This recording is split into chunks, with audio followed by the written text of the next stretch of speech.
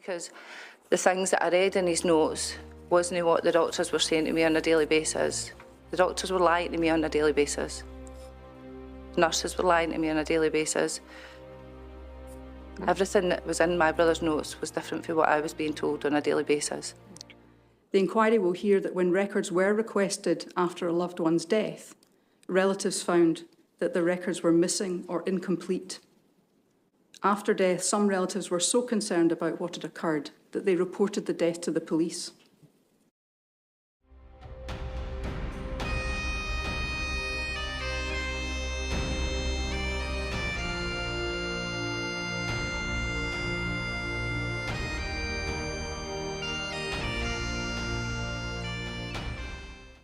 That families are not sure they were told the truth about their relative's cause of death. That the usual process for certification of deaths was departed from. When we had more deaths after it had been, Operation Copper had been announced, that dread, oh my God, I've got another death. And actually, the numbers of people who died of COVID are very screwed, because there's lots of people who just took unwell were classed as suspected COVID without any tests being carried out. So there was lots of workload that actually, because it seemed that other kind of health conditions didn't exist during COVID, and if you took unwell when you were living in a care home, you were just automatically considered as being COVID positive. And I think there was a lot of frustration around about that as well, because the numbers don't actually reflect the amount of people that sadly passed away with COVID. And later in your statement, you state that 5 residents of Hague House died throughout the duration of the pandemic, and a number of other residents in other houses. Were those 5 all COVID deaths, or were they? They were put down as COVID deaths. You can never tell. You know, okay. We have a population of residents who are elderly, a lot of comorbidities. Some had been actively dying before the pandemic even started. You know, it'd be difficult to say that COVID was the reason, but it could have been a contributing factor.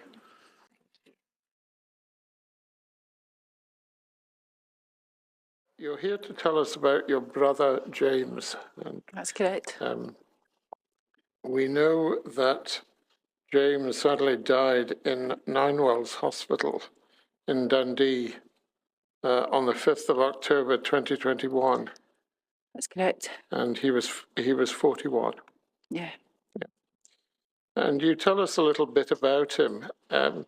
In your statement, he was a chef and he worked all over Scotland. Yeah, that's correct. Did James have any children himself? 2. 2.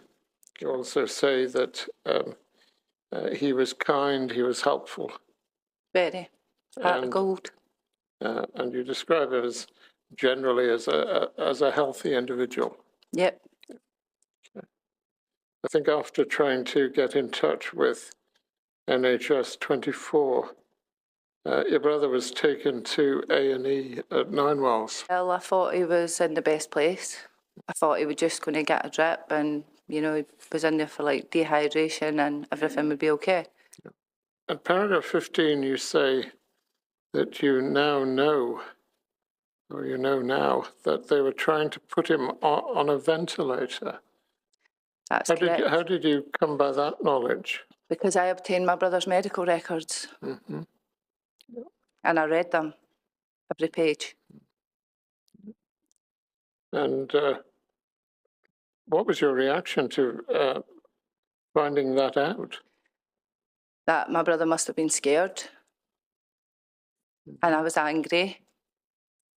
Why were you angry? Because the messages that I was getting from my brother, and obviously he didn't tell me how scared he was. And, you know, I don't know, I was angry. I was angry. I was angry because the things that I read in his notes wasn't what the doctors were saying to me on a daily basis. The doctors were lying to me on a daily basis. Nurses were lying to me on a daily basis. Everything that was in my brother's notes was different from what I was being told on a daily basis. I think you mentioned to me a few moments ago that you were able to keep in touch with your brother. It was only for the first couple of days. My brother went into hospital on the Friday night. By 10:30 on Friday night, we were told my brother was going to die. We were communicating via messages and stuff like that. Brother, you okay? And, you know, he was texting back, and I got a thumbs up in one of the picture messages that he sent me. You know, I was telling him that he had to eat and he was going to be okay and get some fluids and that into him. And so that was happening for the first couple of days. That happened over the course of the weekend. You note that things went a little bit quiet, and you discovered from his records that your brother had been given lorazepam. Yeah, so I think that was the night that he was ventilated. So he got ventilated early hours of the Monday morning, which was the 21st. Went into hospital on the 17th of September. He started to become, you know, that like he wasn't responding. I'm saying, brother, are you there? Are you there? Answer me. Just even a wee thumbs up. Just give me something. But I think it was by tea time on the Monday night. You know, I just wasn't getting any responses from him. So I'd phoned the hospital and I asked them. I says, have you given my brother anything? Because they told me that he was on a CPAP hood, but he may start to get tired. So then I asked him, and he told me that he was eating and he was drinking and he was good. And then I asked him, have you given my brother anything? Have you made my brother tired because he's not responding to me? So there was quite a discussion with one of the nurses. It got a bit heated. What was your attitude towards your brother possibly being put on a ventilator, or indeed his attitude to that happening? We didn't want that to happen. Why not? Because the chances of coming off one weren't good. That was quite evident. You were seeing that people were going on them and not coming off them. You say at paragraph 25 that he developed the ventilator-associated pneumonia, or VAP. Yeah, so Is that something you found out afterwards? Yeah, so I had a friend whose husband had also been in hospital with COVID, and he was on maximum oxygen for 3 weeks. So what I couldn't understand is why the ventilator was being pushed on my brother. And I'm not a doctor, but I thought, why can you not just give my brother maximum oxygen for 3 weeks if that's what it takes? Why is there such a hurry to put him on a ventilator? Sorry, with regards to the ventilator-associated pneumonia, nobody told me about that. I found that out later. That was something you found out from his records? Yeah. In the early stages of the pandemic, COVID-19 patients with severe respiratory distress were often treated aggressively with intravenous fluids and mechanical ventilation. It became apparent, however, that intravenous fluids could exacerbate fluid in the lungs and further reduce oxygenation. What he did tell you was that James had had a cardiac arrest. That's correct. And I think one of the infections that your brother had was MRSA, which had caused damage to his face. A death certificate in relation to your brother was released, which certified that cause of death was SARS-CoV. SARS-CoV-2 was the only thing on my brother's death certificate. Right. Okay.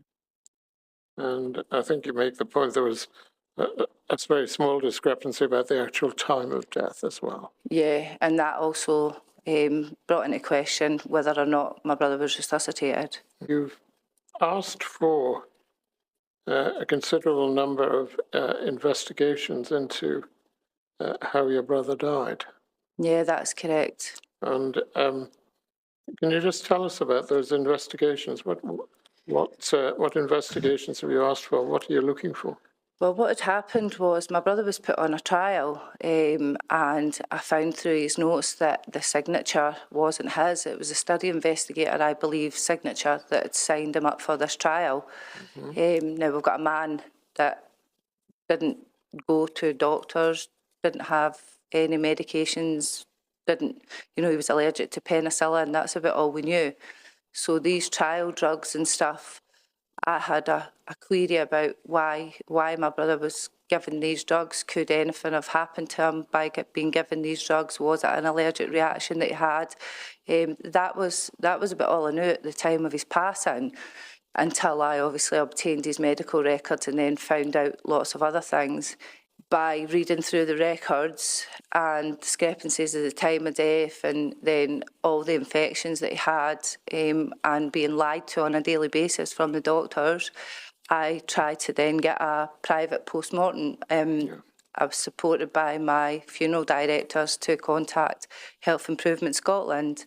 Presumably from having read your brother's medical records, the various hospital-acquired infections that were disclosed. Yeah, this is one a of thing. the things. I'm sorry. Sorry. Just give me a moment. The one thing that you do make a note there is that you also found out that he'd been prescribed an immune suppression drug, which may have made him more susceptible to those infections. Is that right? So that's the toximolabab. That he was given that, and what that does is suppresses your immune system. Now, he was already vulnerable and in a hospital. He didn't have these infections when he went in, and then he ended up with all of these.